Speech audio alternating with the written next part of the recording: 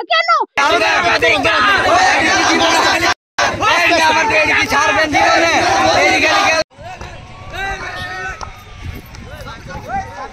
আমি সাধারণ মানুষ, একটু শরবত খাওয়াই তাদেরকে সহযোগিতা করতেছি। ছাত্ররা গরমে অদৃষ্ট হয়ে গেছে এই জন্যে আমি আমার তরফ থেকে ছাত্রদেরকে ফ্রি শরবত খাওয়াইতেছি।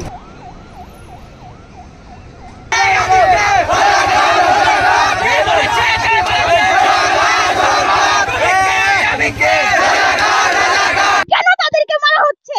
কেন তাদেরকে গুলি করা হচ্ছে? কেন তাদের ক্যাম্পাসে ঢুকে তাদেরকে জায়গা দিচ্ছে না কেন?